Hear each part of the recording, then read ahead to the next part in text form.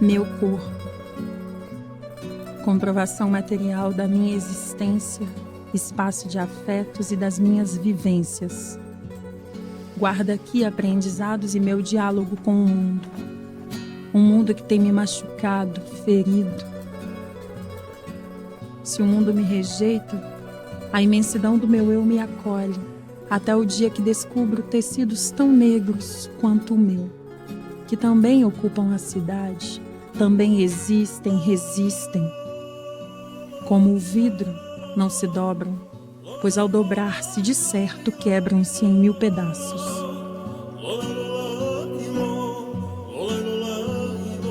Minha cor, meu existir, tensionados tensionam essa realidade que me cerca.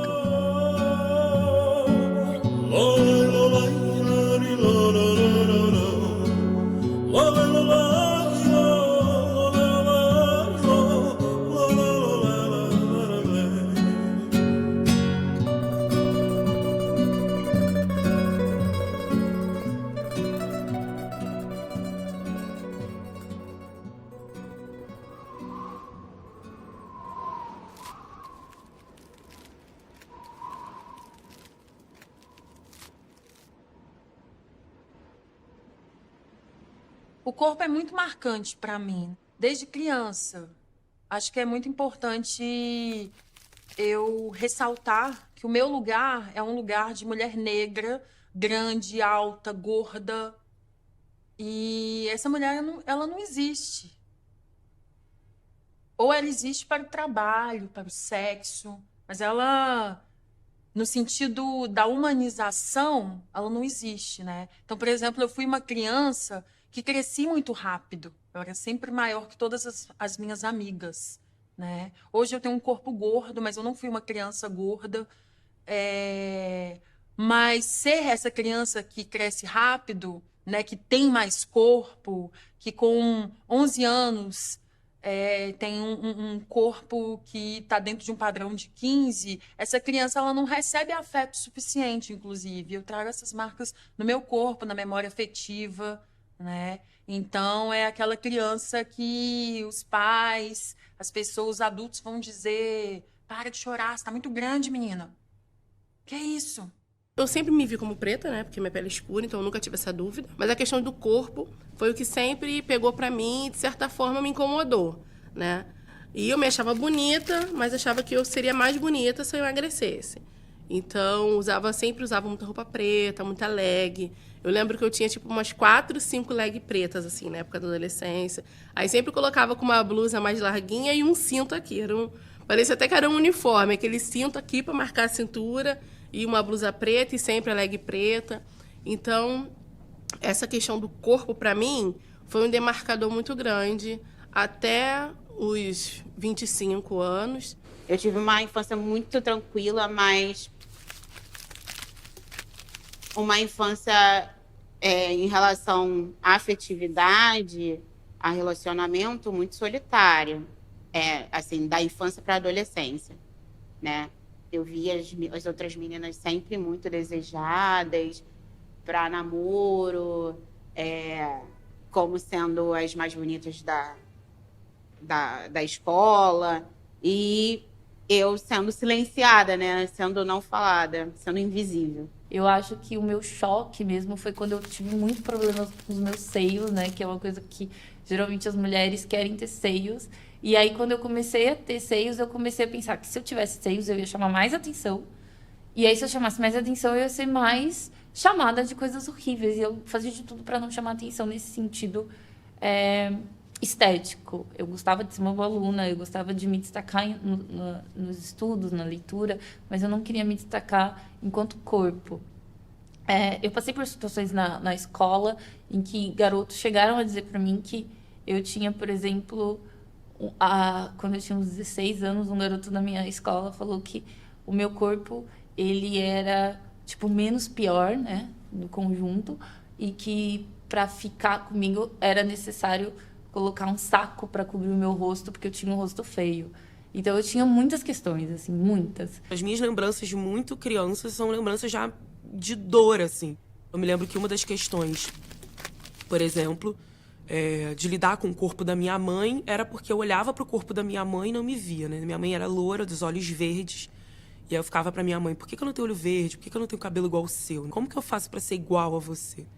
E nisso a gente vai também por trás do auto-ódio, perpetrando várias violências no nosso corpo pra chegar naquele lugar. Então eu tomei banho de água sanitária, porque eu achava que esfregando água sanitária no corpo eu ia ficar branca, né? E aí o meu parâmetro era mesmo querer ser igual à minha mãe. Depois, o parâmetro era querer ser igual a Xuxa, as Paquitas. Aí 1000 dietas também, né? Porque o corpo não era um corpo que estava dentro de uma estética que se considerava estética padrão, né? Do que era uma mulher bonita. Eu achei que eu sempre fui gorda. Aí, olhando outro dia também as fotos, eu falei assim, gente, eu não era gorda. Eu era grande e, óbvio, né? Corpo negro, né? Pernas grossas, quadris largos. E eu achava que eu era muito gorda. Eu falei assim, gente, eu era magra, né? Mas eu achava, a minha visão era essa, que eu era muito gorda. Então eu ficava sem comer, tomava remédios escondidos para emagrecer. Enfim, todas essas violências que a gente vai vivendo, né? Acho que isso vem, para mim, acho que para mulheres também da minha geração, vem num tempo posterior, né? Depois que você toma conhecimento de facetas da sua composição, até como um ser humano mesmo, que foram apagadas e você deixou de usar determinada cor porque essa cor é muito de preto favelado, essa cor é muito disso, daquilo. Isso é muito contraditório, né? Como isso é muito manipulado o tempo inteiro. Não usa essa cor de batom porque na tua boca não fica bem. Não usa esse tipo de decote porque sua pele, quando aparece, chama muita atenção, contrasta com a roupa. Então, acho que muitas questões estéticas, né, foram impostas. E a questão do cabelo, claro. Prende esse cabelo, arruma esse cabelo. O arrumar é prender. Eu só vou tirar a química do meu cabelo, por exemplo, lá acho que em 2010, 2011, né? Demora muito, porque tá construído, tá posto que meu cabelo é difícil de cuidar, que, nossa, e eu só vou perceber que não é. Quando eu tiro a química dele muito tempo depois, e eu desconstruo na minha própria pele um imaginário, né, que é coletivamente mostrado para as pessoas, do feio, do ruim, do difícil, do áspero, do bombril.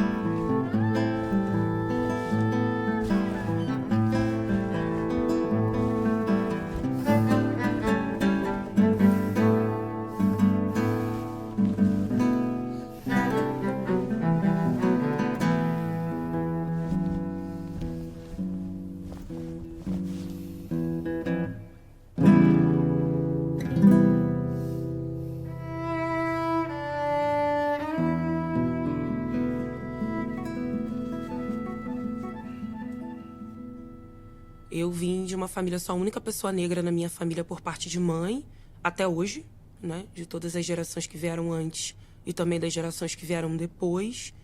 E era um processo mesmo de me sentir uma estranha no ninho, né? Minha mãe, enfim, tinha muitas preocupações com essa questão racial, muita preocupação em falar do meu pai, sabia que eu não me sentia acolhida pela minha família. Eu achei durante um longo tempo que eu era adotada. A minha mãe andava com a minha ultrassonografia da gravidez dentro da bolsa dela até eu ter 10, 11 anos de idade. Pra mim mesma, não era pra ninguém. Porque eu dizia a todo tempo que eu não era filha dela. Eu achava realmente que em algum momento a minha família ia me sentar numa mesa e ia dizer, olha, você é adotada, sua família biológica não é outra, você pode ir atrás da sua família. Eu realmente acreditava nisso. Então minha mãe ficava desesperada, andando com a ultrassonografia pra provar, não, você saiu daqui. E mesmo assim eu não acreditava, achava que aquela ultrassonografia era falsa. Criei uma história dentro da minha cabeça que ela podia ter perdido o bebê e depois ter me adotado. E isso é uma coisa que era reforçada no dia a dia, né? A gente chegava nos parquinhos pra brincar com as outras crianças e as mães perguntavam, onde que você adotou essa criança tão linda? Nossa, tão gordinha. Onde você adotou? Então, e minha mãe sempre ficava muito revoltada. Não tem nada, não sei o quê. O pai dela é negro, isso é possível. Mas na cabeça das pessoas isso não era possível. A escola, a mesma coisa. Minha mãe chegava, as pessoas falavam, cadê sua mãe? Eu falava que ela é minha mãe. Não, essa não é sua mãe. Eu falava assim, não, é minha mãe. E, enfim, e aí o fato também de não estar vendo o meu pai me dava a plena sensação de que, olha, eu tô no lugar errado, na família errada, né?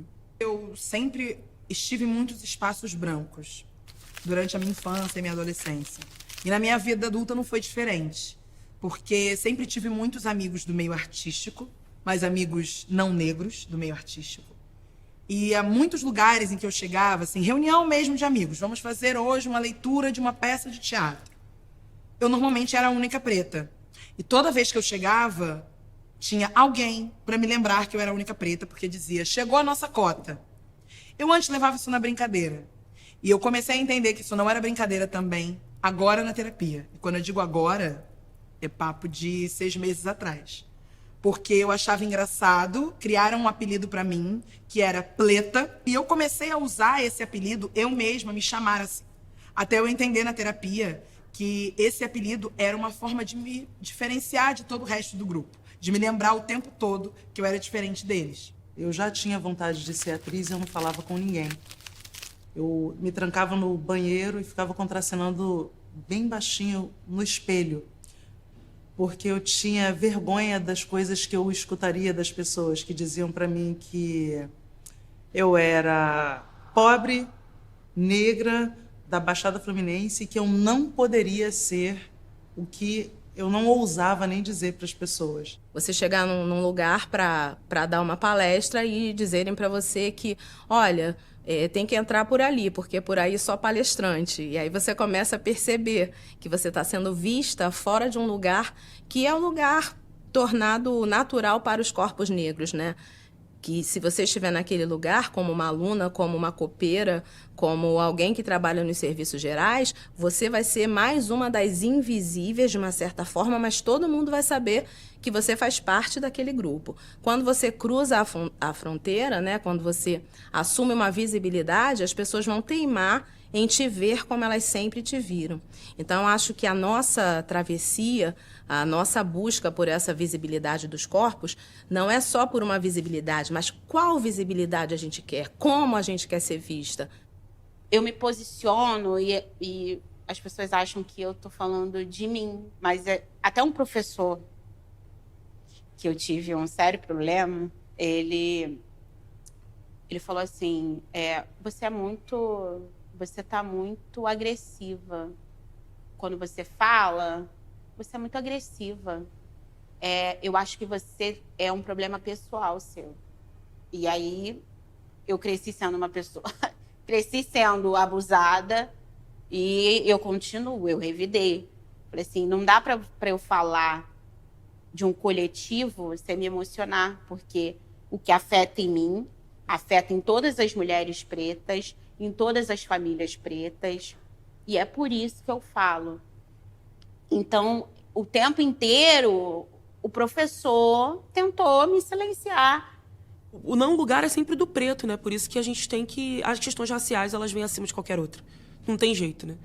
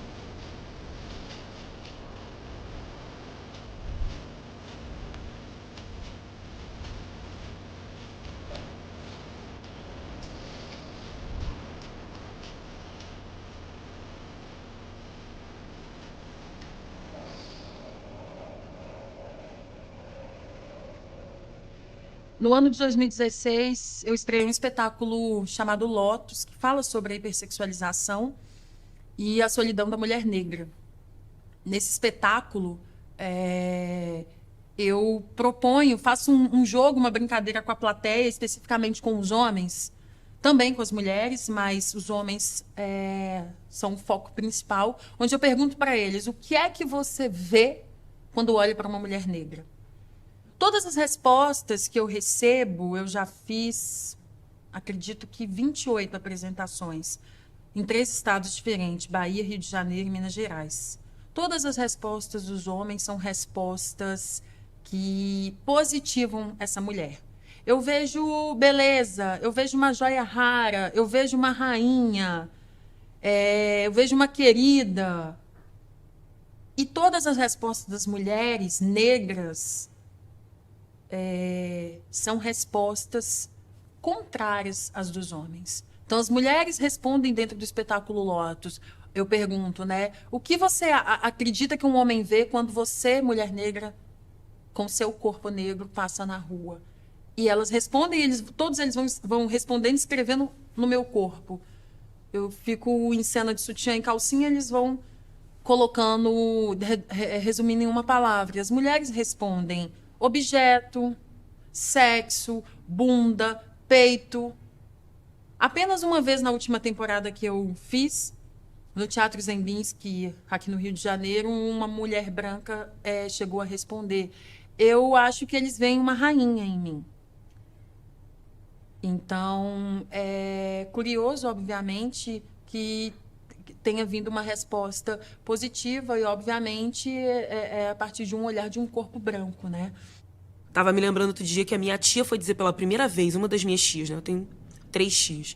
Que ela foi me dizer pela primeira vez que eu era bonita.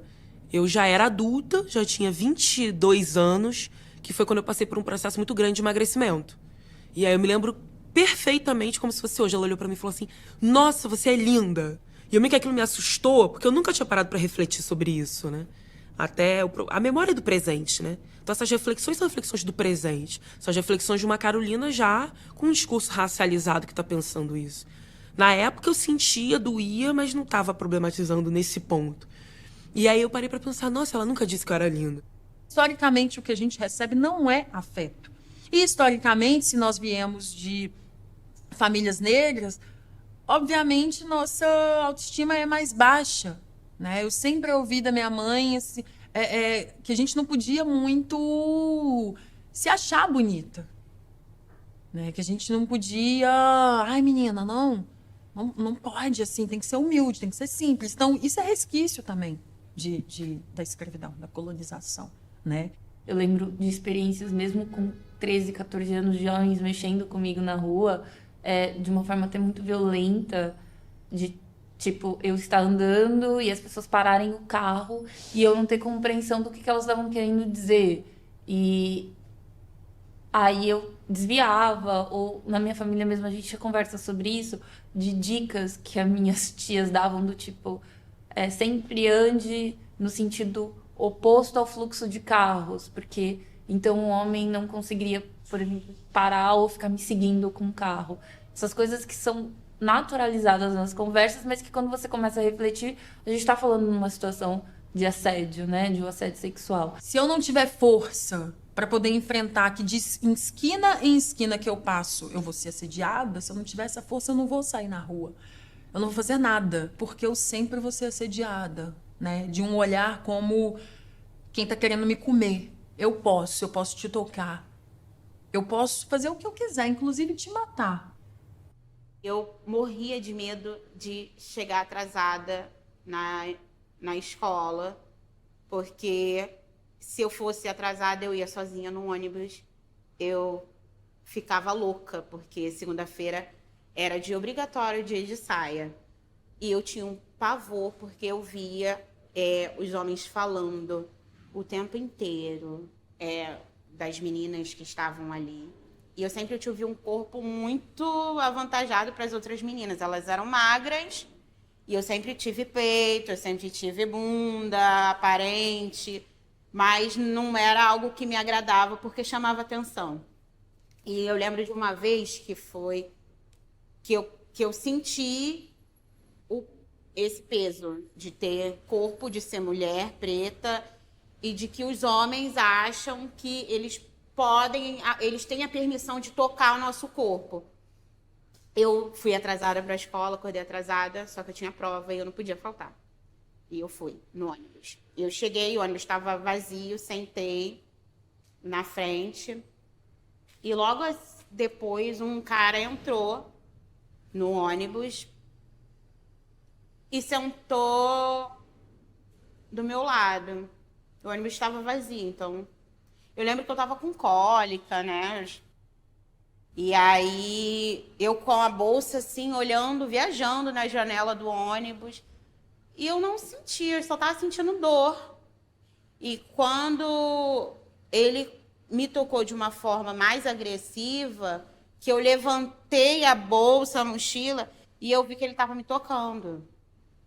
E aquilo ali foi tão desesperador, porque eu queria sair do meu corpo, né? Porque eu não tinha a atitude. Eu só tirei a mão dele e olhei. Olhei para ele. Eu não tinha o que falar, mas eu olhei com aquele olhar de quem te deu a permissão, não conseguiu sair uma palavra, sabe? Mesmo eu com todos esses exemplos dentro de casa, mesmo com essa força que meu pai sempre me deu, eu não consegui falar. Eu só tirei a mão dele, levantei com os olhos cheios de lágrimas e sentei um pouco atrás, porque eu tinha que esperar chegar na escola para eu poder continuar estudando. E foi um dia que eu queria que acabasse o mais rápido possível, porque eu nunca fui desejada para namoro, para nada, mas dentro de todos os lugares que eu estive até hoje, as pessoas, eu acho que eu consigo ouvir o pensamento dos homens quando eles olham para mim, de se eles pudessem, eles avançariam sem a menor culpa.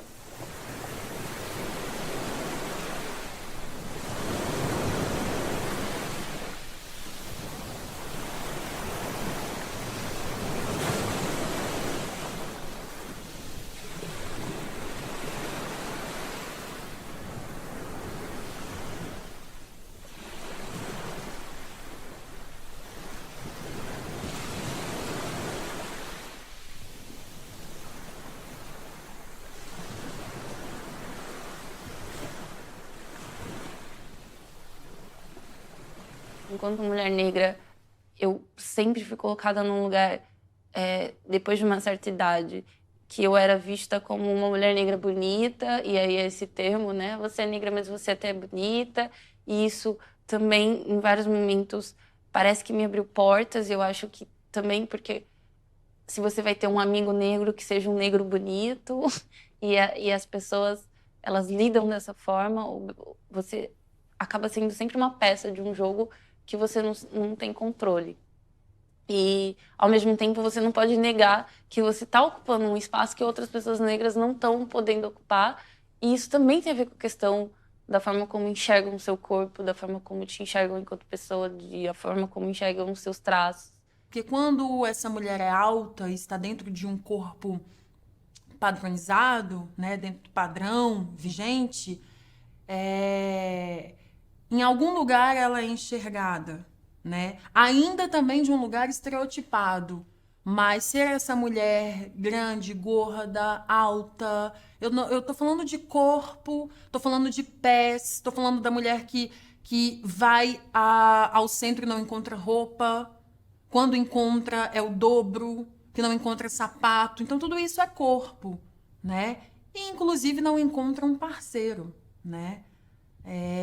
A mulher, se ela é alta, ela não pode namorar com um homem mais baixo. Se ela é gorda, ela não pode namorar com um homem mais magro. Então, são corpos que estão instaurados dentro de um padrão, né, que massacra essa corporeidade. Eu tenho 31 anos. Eu nunca tive um relacionamento afetivo. Eu, até onde eu saiba, sou heterossexual até o presente momento. E nunca tive um relacionamento afetivo de fato. Todos os meus quase relacionamentos eram aquelas histórias em que o cara me encontrava, mas me encontrava tipo à noite, não saía comigo para lugares públicos, então a gente se encontrava ou na casa dele, ou, enfim, dentro do carro. E isso parece ser um pouco clichê, mas não é. Isso realmente é a história da minha vida. E eu sempre me perguntei assim, eu falei, cara, eu me acho uma mulher bonita, eu me acho uma mulher interessante, inteligente, que sabe conversar sobre variados assuntos. O que tem de errado comigo? Não é possível. Só que eu comecei a perceber também que muitos dos meus amigos pretos ou caras pretos que eu conhecia durante a vida, eles já começam a chamar a gente de irmã. Que quando chama a gente de irmã, já os livra da necessidade de repente, nos cortejar, sabe? E eu acabava aceitando isso também, e chamando-os de irmãos. E aí, uma coisa que eu ouvi, não lembro de quem, mas eu acho que foi uma amiga minha que disse assim, Luana, você tem um irmão, né? De sangue, você só tem um irmão, e é homem. Então você já tem irmão. Você não precisa que esses outros caras sejam seus irmãos também. Eu nunca tive interesse por homens brancos, então eu não posso nem dizer que para mim, se fui ou não fui cortejada por eles, porque não me interessa. Eu sempre coloquei na minha cabeça e entendi que um relacionamento entre pessoas pretas acaba sendo um fortalecimento e é um ato político, sim. Eu enxergo o relacionamento como um ato político, sim. E a vivência que eu tenho dentro da minha casa, dos meus avós maternos, que meu avô sempre conversou sobre isso com a gente. Conversou com meu irmão, conversou com meu tio, com todos os homens da família, que eles tinham que encontrar mulheres pretas. Eles não fizeram exatamente isso, mas ouviram esses conselhos sempre. E assim como esse conselho servia para eles, servia para mim também. Porque eu também queria encontrar esse cara preto. E viver algo parecido com o que os meus avós vivem até hoje. Meu avô está com 91 anos, minha avó com 87. Meu avô até hoje acorda e diz para minha avó que ele é a mulher mais linda do mundo. Minha mãe também é casada com um homem preto, que quando eu era criança eu achava que meu pai era branco, porque ele tem a pele bem mais clara, mas o cabelo bastante crespo. Todos os traços negroides, mas a pele muito clara, e eu achava que ele era branco.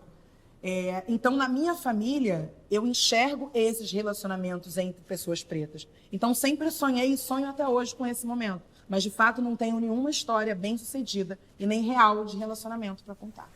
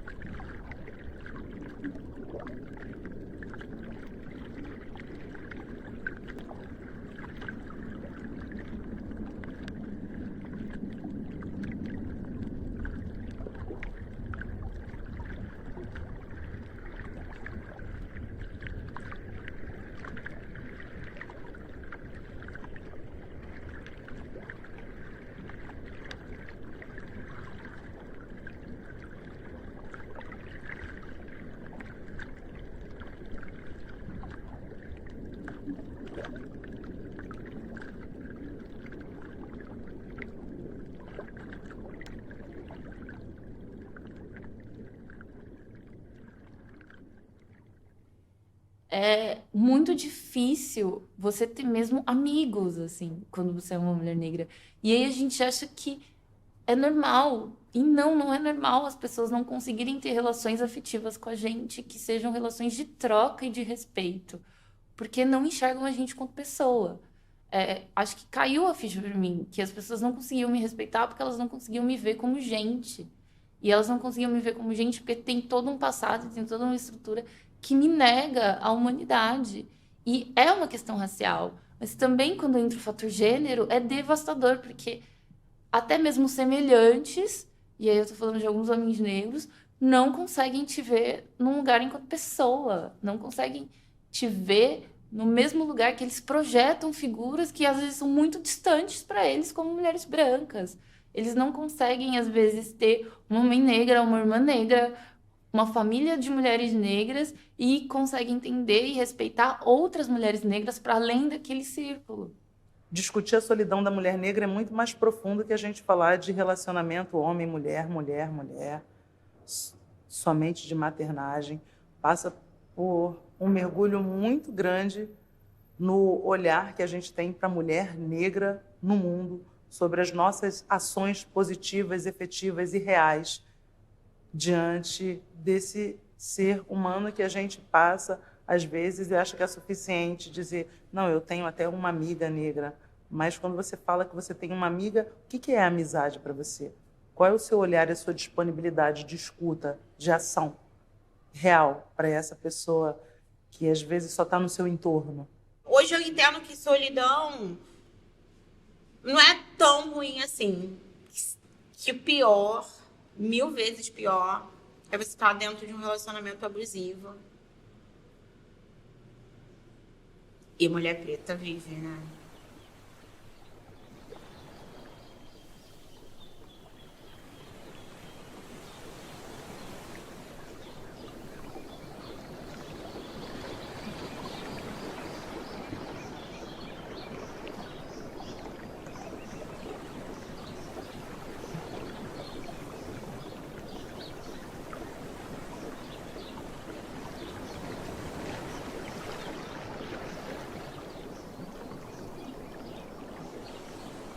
Quando você fala de família, você está falando de afeto. E falar de afeto é muito difícil, porque o lugar do afeto é o lugar onde ninguém quer ver a violência. Mas é o lugar onde a violência mais se reproduz. Nós, mulheres, então, podemos falar isso com tranquilidade. A maior parte da violência sexual que nós sofremos é dentro de espaços de confiança. Geralmente é alguém da nossa confiança, se não for da família, alguém de confiança. Os nossos feminicídios. Então, assim, é esse espaço de afeto que é muito difícil a gente falar. Mas a gente precisa tocar nessa ferida, né? Então, isso é muito difícil. Não é que eu não tive amor na minha família. Eu tive muito amor na minha família, tive afeto. Mas marcado pela violência, né? E vale tudo, né? E aí eu costumo dizer que onde tudo é permitido, presumo que é a falta de amor, né? Porque a gente, por causa do afeto, a gente justifica de tudo, diz que tudo pode, mas na verdade tudo não pode. Porque ali vão se reproduzindo várias violências. Só ver a própria relação de mãe, né? Esse lugar da mãe é muito idealizado. Que é o lugar da Virgem Maria, da mulher que abnega, que larga tudo pelos seus filhos, né? E é um lugar que também tem reprodução de violência, né? É um lugar que tem reprodução de violências o tempo todo. Tem mulheres que estão profundamente marcadas com as suas relações doentias e codependentes com esse espaço da maternidade, mães e filhos, né? Quanto se projeta nisso e o quanto se reproduz violência também, né? Então, acho que a gente tem que falar, sim, das violências que são reproduzidas nesses espaços de afeto. E as questões raciais é isso, né? Não tem jeito. A maternidade, para mim, foi um divisor de águas, óbvio, né? Porque a vida muda tudo. E essa questão da romantização eu vejo hoje, assim, bem perigosa, né?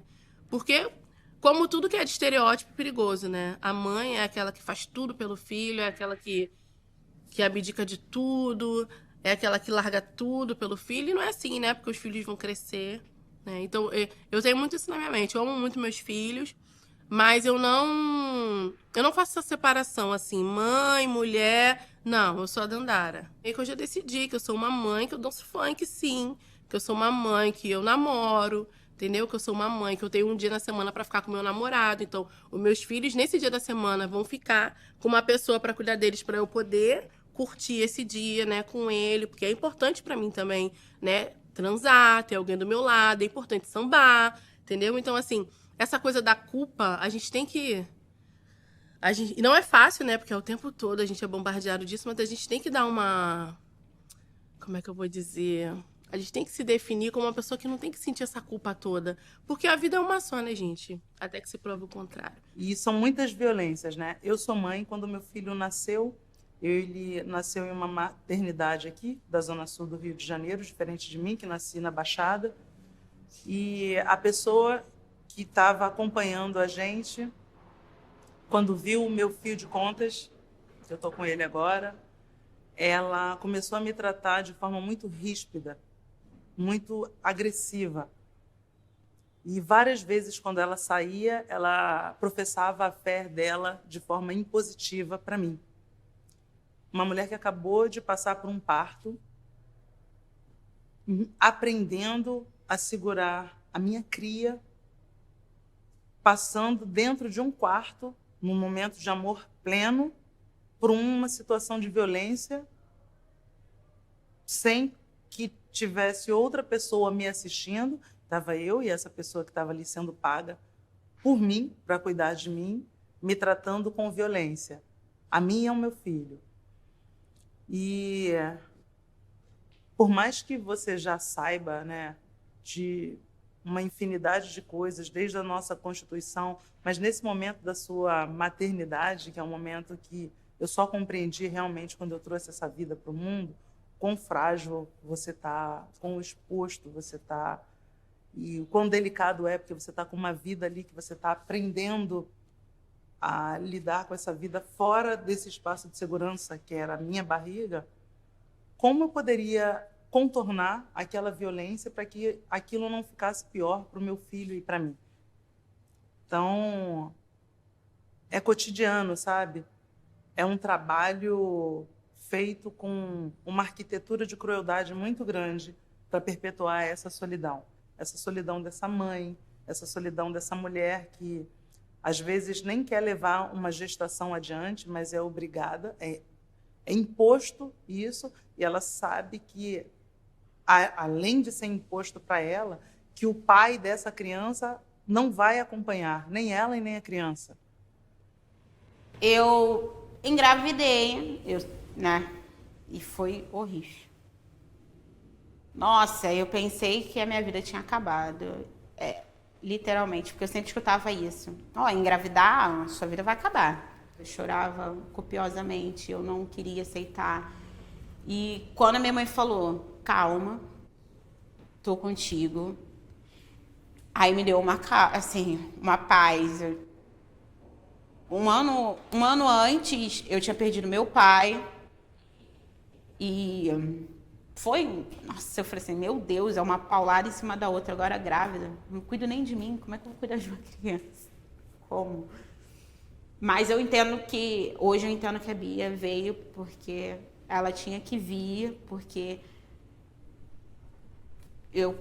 assim que ela nasceu, o pai dela também foi para minha casa. Então, imagina, eu era uma estudante recém-formada, com vários sonhos, e eu tive que deixar de lado todos eles para cuidar de filho e ter uma relação, um marido de uma hora para outra, que eu não planejava isso nem tão cedo. E o tempo inteiro, todo mundo falando, me ensinando o que eu deveria fazer. E eu quero agir assim. Olha, homem não fica... homem não vai conseguir. Você tem que dar atenção para ele. Tem que dar atenção para o filho. E tem que cuidar da casa. E eu não dava conta de nada. Eu não dava conta de nada, porque é um desespero. Você fica desesperada. E, assim, minha mãe, o filho é teu, sabe? Colocou um certo medo até ela entender. Eu acho que foi a melhor coisa que aconteceu, foi quando o pai dela foi embora, né, de casa, e me trocou por uma outra pessoa. E uma das coisas que ele falou foi que ele escolheu uma outra pessoa que dava conta.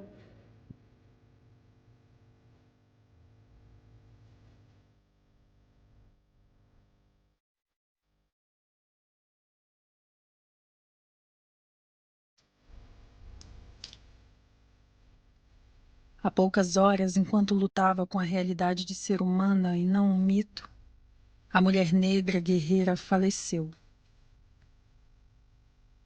Afirmam que ela morreu de causas naturais, mas os que a conheceram sabem que ela morreu por ficar em silêncio, quando deveria ter gritado. Por sorrir quando deveria ter liberado sua fúria e por esconder sua doença para não incomodar a ninguém com sua dor.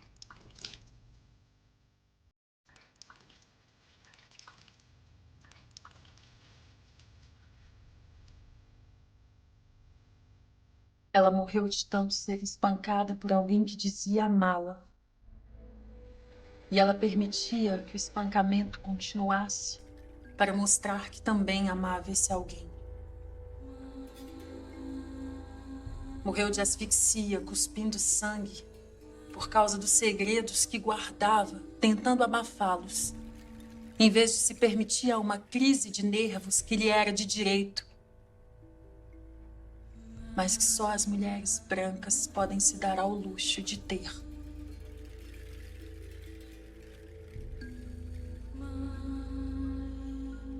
Ela morreu de tanto ser responsável, porque ela era o último degrau de uma escada sem apoios. E não havia ninguém que pudesse ampará-la.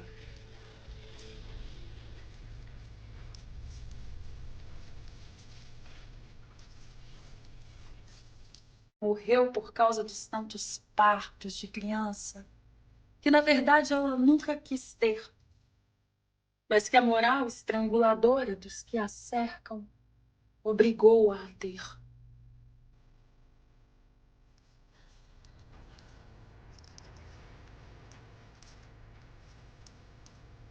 Ela morreu por ter sido mãe aos 15,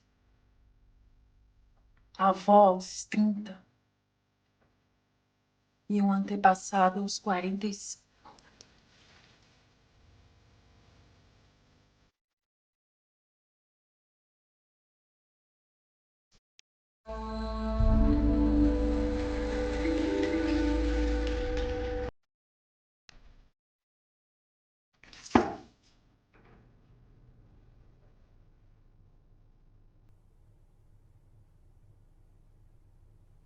A mulher negra guerreira está morta. Ou ela está viva e se mexendo. Eu sei que eu ainda estou aqui. Eu ainda estou aqui. Eu sei que eu ainda estou aqui. Eu ainda estou aqui. Eu ainda estou aqui. Eu sei que eu ainda estou aqui. Aqui. Eu estou aqui. Um assunto essencial entre mulheres negras, a gente discutir a nossa afetividade, a gente discutir como a gente se enxerga, como a gente foi ensinada a se enxergar a partir de uma perspectiva racista, de uma perspectiva desumanizadora, de uma perspectiva que está ferindo nossos sentimentos e a gente não, às vezes, se coloca nesse lugar de pessoa ferida porque a gente acha que a gente tem que ser super mulheres e resolver todas as questões, inclusive que estão atreladas a um coletivo e não apenas a gente enquanto indivíduo. Muitas vezes eu vejo as mulheres negras assumindo literalmente a linha de frente e não se permitindo não ter que ser essa pessoa, sabe? Não ter que ser a pessoa que vai puxar todo mundo ou sustentar todo mundo ou carregar todo mundo nas costas. Porque às vezes a gente não pode mais ser essa pessoa, porque a gente já está tão cansada e tão magoada que a gente precisa de um momento em que a gente fala, não.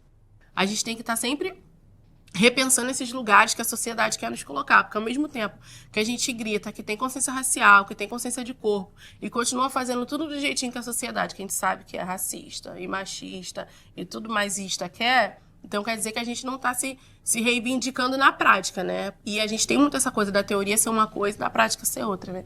Que é essa coisa do cartesianismo, separar a mente do corpo. E não, a teoria e a prática tem que ser parecida, assim. O que você pensa sobre você, você tem que exercer.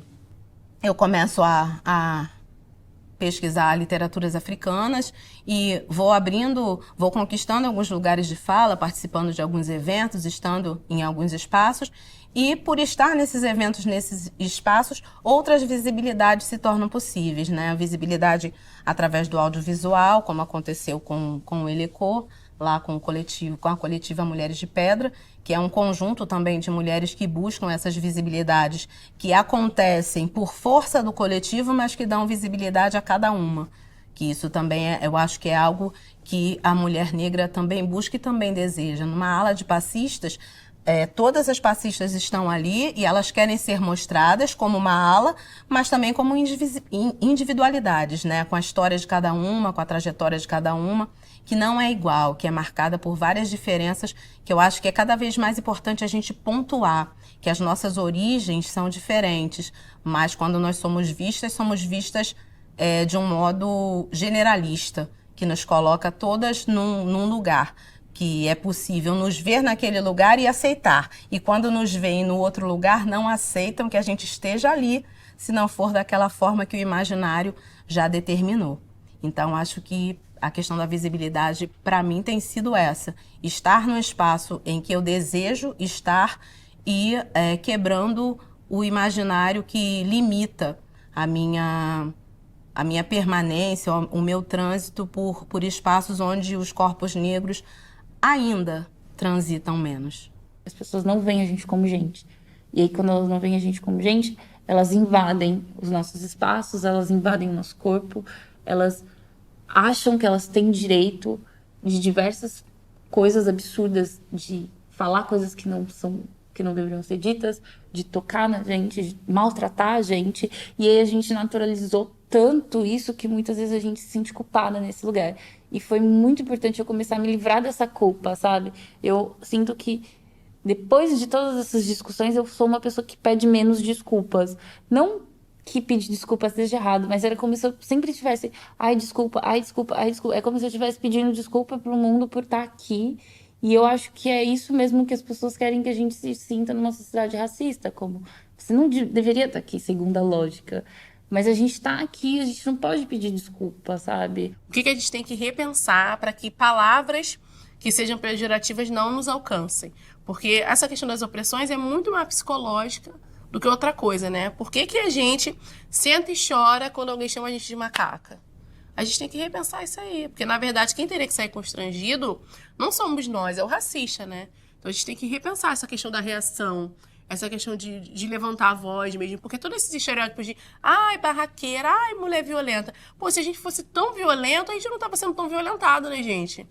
Então, a gente tem que repensar por que eles jogam tantos estereótipos sobre nós para que a gente se silencie, né? Porque é isso, não é quem violenta que decide parar, é quem está sendo violentado que tem que decidir quando para de apanhar. Não dá pra gente falar de uma emancipação coletiva se a gente, enquanto indivíduo, a gente, até mesmo enquanto coletivo, não tiver com uma autonomia psicológica, se a gente não tiver potente, se a gente não tiver realmente repensando o que é esse ódio que a gente tanto fala, ai, auto-ódio, mas o que é?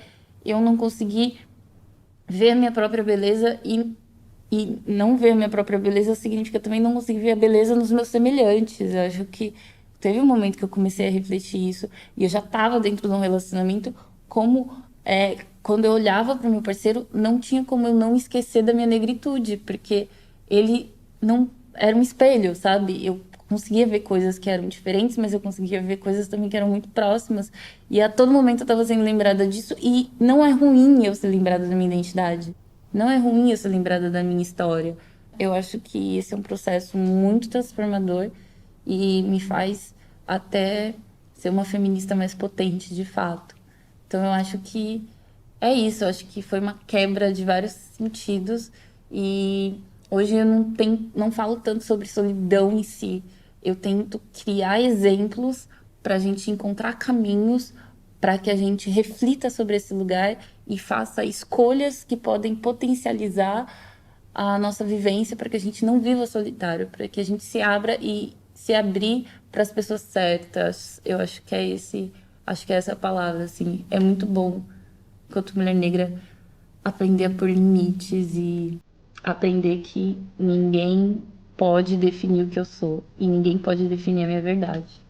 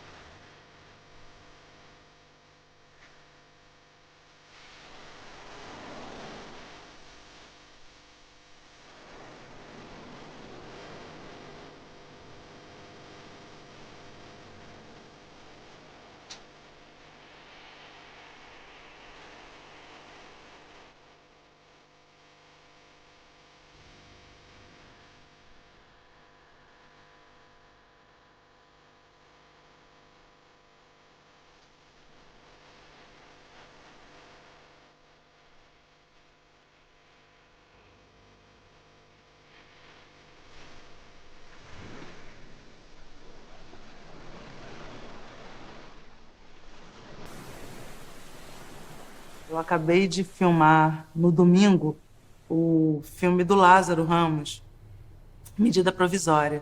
E quando o Lázaro me ligou para fazer o filme, ele disse que eu teria uma filha no filme, uma atriz de 9 anos de idade, chamada Sofia.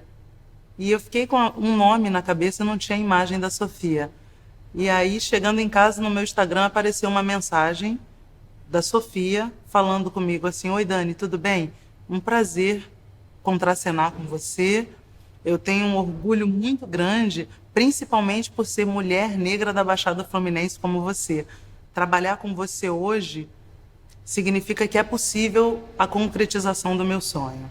O mais importante da chegada da minha filha foi o afeto. Não é romantizando, né? Mas ela me mostrou a necessidade do afeto. Porque nesses momentos, até mesmo que eu estava no desespero, chorando à noite, ela chegava sempre com um sorriso, me abraçando. E isso me fortalecia, sabe? Quando ela chegou em casa e falou: ô mãe, por que eu não sou branca e não tenho um cabelo grande?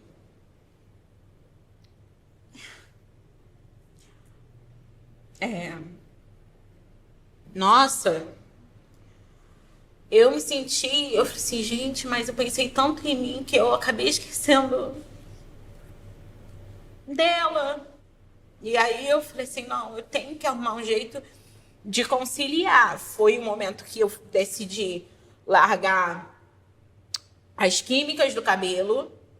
Foi o momento que eu comecei a procurar, eu comecei a frequentar eventos, eu comecei a ler mais, eu comecei a procurar e comecei a mostrar para ela com um exemplo que ela é linda do jeito que ela é.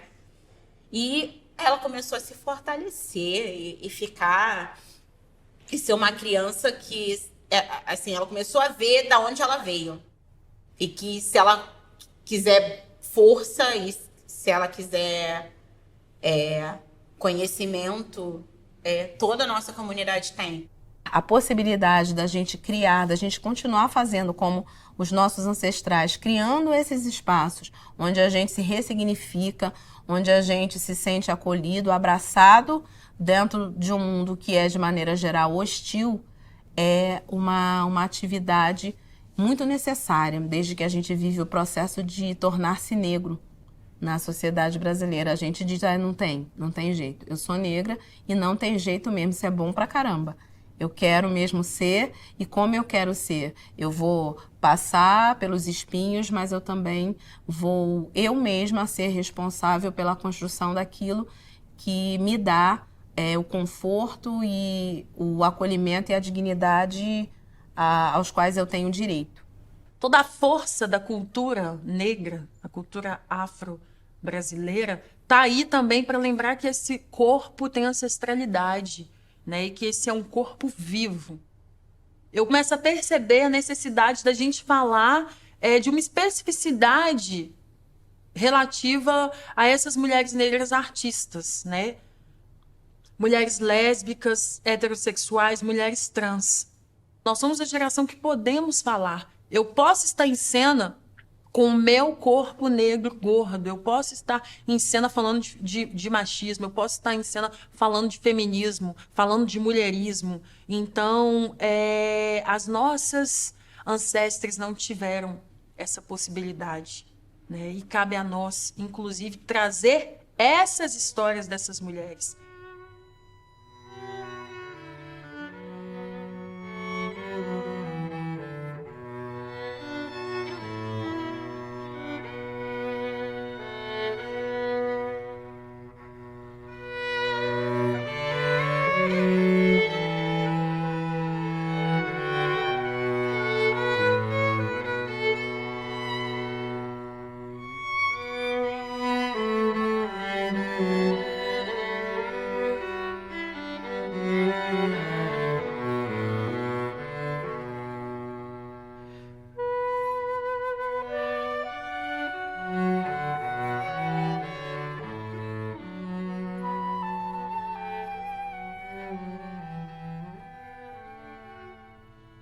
A dor do racismo, ela nos paralisa.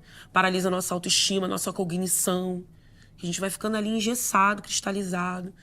Então é como também dissolver isso. Eu defendo que a escrita ajuda. Assim como ajuda também a dança, assim como ajuda as nossas terapias diversas, né? Fico vendo o pessoal falando em constelação. Constelação é nossa, né? Constelação familiar. Tecnologia preta. Apropriada. Por um universo branco. Yoga, preto. Pensar em espiritualidade, pensar em autocuidado, isso é coisa da gente. É a gente que criou isso. É nosso. E eu acho que a gente tem que se apoderar do que é nosso, né?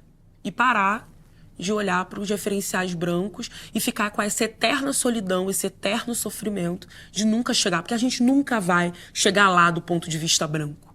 Porque não é o nosso lugar, eles não vão abrir esse espaço, não estão interessados. Né? Ninguém quer abrir mão dos seus privilégios econômicos, sociais, políticos. Né? Mas a gente existe. Para o desespero deles, a gente existe. E Xangô existe. E os orixás todos. Construir quilombos, estar ao lado de pessoas que me ajudam a me entender como alguém melhor, acho que é a grande experiência de um acolhimento que não é poético, romântico, não tem a cara da mais bela arte plástica ou literária. Tem a cara do desafio. Acolhimento para nós, sujeitos, homens e mulheres negras, acolhimento é desafio. Minha avó tem uma frase ótima que diz: é muito difícil você lutar contra um racismo que não existe. Porque se você pergunta no Brasil, ninguém é racista. As pessoas não são racistas. Pelo menos assim elas respondem, né, quando são questionadas sobre. E a forma que eu acho talvez mais pertinente ou mais fácil da gente conseguir é a gente trocando afeto. Então, esse verbo que a gente se aquilomba, é isso que a gente tem que fazer. A gente tem que se aquilombar. E isso não é porque nós temos problemas com a branquitude diretamente ou que a gente odeia os brancos. O que acontece é que nós fomos durante tanto tempo relegados a um papel de submissão na vida social, na vida profissional, que chegou a hora da gente se valorizar, da gente se gostar, da gente se amar e da gente se unir mesmo. E unir forças para ver se a gente consegue, quem sabe, um dia diminuir essa diferenciação que a gente tem na sociedade pela cor da nossa pele. Acho que é isso. Refazendo esse trajeto aqui, até a Casa das Pretas, eu fiquei pensando na importância que era cada degrau subir essas escadas aqui, onde a Marielle saiu daqui e hoje é germinada na gente, na nossa fala, nas nossas ações cotidianas e entender a responsabilidade minha de ser artista em um dos países mais racistas do mundo de escolher ser artista quando diziam para mim que se a minha pele não fosse tão escura, que seria mais fácil para mim adentrar o universo das artes.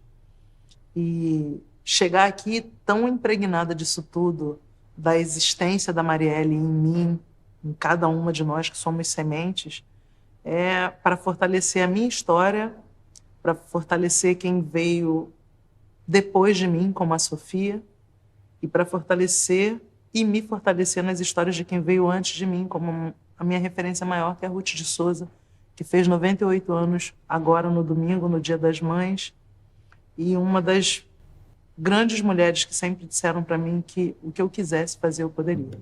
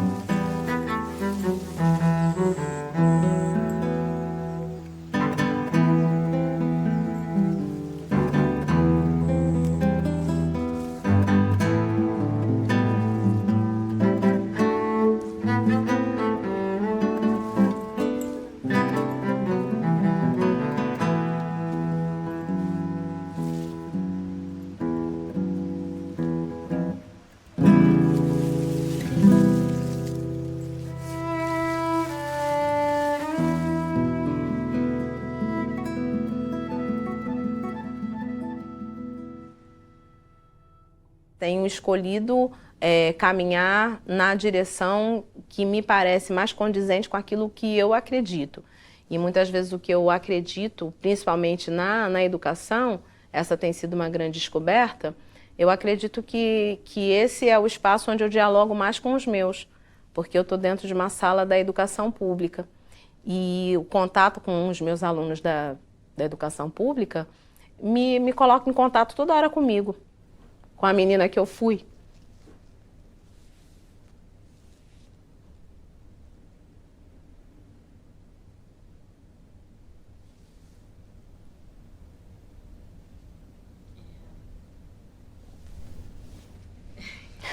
Nossa, a gente dá desmontada. Muitas das pessoas que estão aqui, e vocês não estão vendo, mas é uma equipe linda, só tem mulheres e mulheres que se parecem comigo. Desde o primeiro telefonema que eu recebi na minha casa até chegar e me sentar aqui, eu só falei com mulheres, eu sabia que eram mulheres que eu me identificava. Coisa que já é muito raro, mesmo eu tendo 23 anos de carreira, eu conto nos dedos de uma das minhas mãos as vezes que eu entrei em um espaço e eu vi uma equipe ou parte dessa equipe que se parecesse comigo, ou como agora, que é a primeira vez real que eu vivencio isso, uma equipe completamente feminina, constituída de mulheres negras. E falei com você que isso é curativo. Então, estar aqui podendo falar sobre esse aquilombamento que eu estou vivendo aqui, sobre essa forma de desenvolver tecnologias e formas artísticas de nós nos comunicarmos e de tecer uma rede de sustentação real, eu estou vivendo agora, aqui. De diminuir o impacto dessa solidão, eu estou vivendo agora aqui com vocês.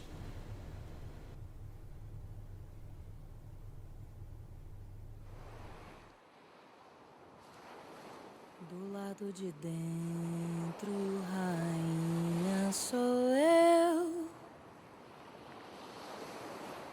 mulher que ama ama e sabe dar adeus. Eu sei que tudo na vida acontece. Quem me conhece pode lhe dizer. Tudo eu espero e toda me entrego. Levanto até as paredes de um barracão desabado. Mas Deus foi quem me fez nessa vida. E eu cumpro ordens de um bom destino. Se Ele quiser, eu posso querer.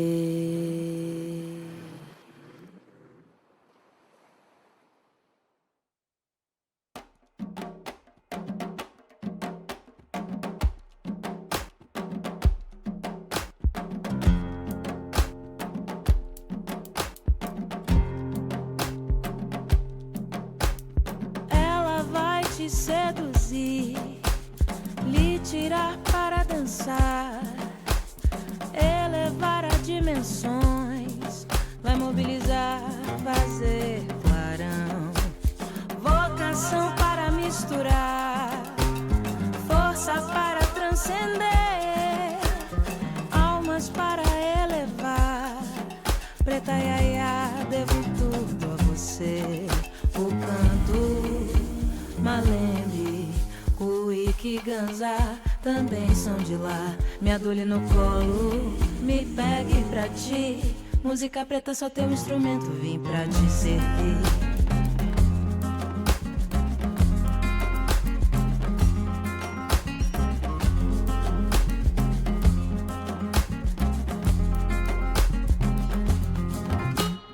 Ela vai te seduzir, lhe tirar para dançar, elevar a dimensões, vai mobilizar, fazer clarão, vocação para misturar, força para transcender, almas para elevar.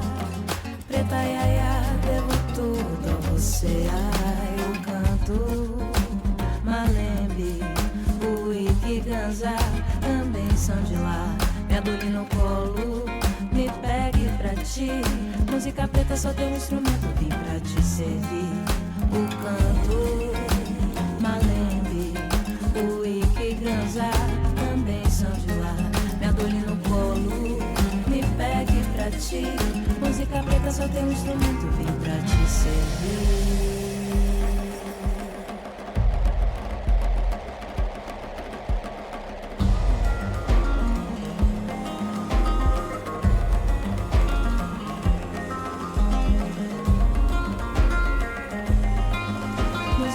Só tem um instrumento, vem pra te servir.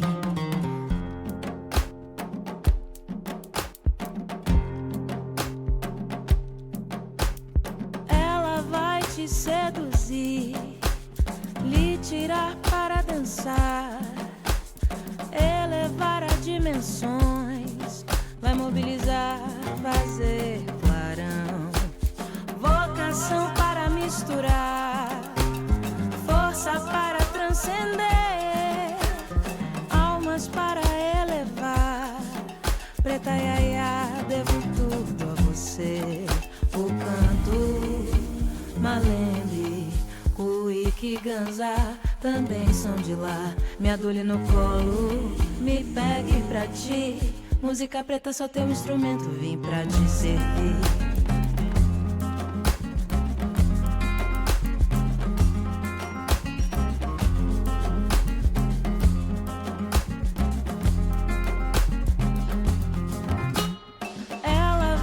Seduzir, lhe tirar para dançar, elevar a dimensões, vai mobilizar, fazer clarão, vocação para misturar.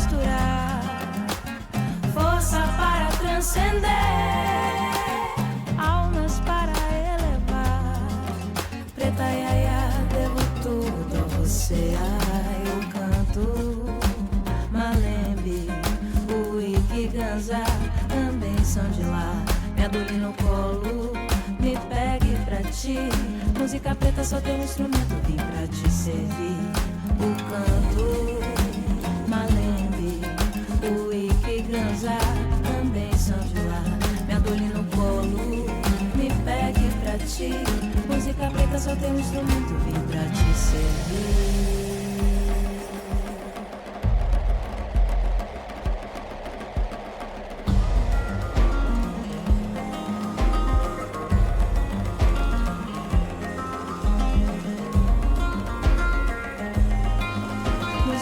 Só tem um instrumento, vem pra te servir.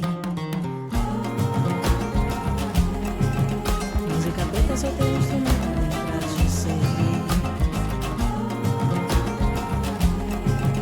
Música preta só tem um instrumento, vem pra te servir. Música preta só tem um instrumento, vem pra te servir. Música preta só tem um instrumento.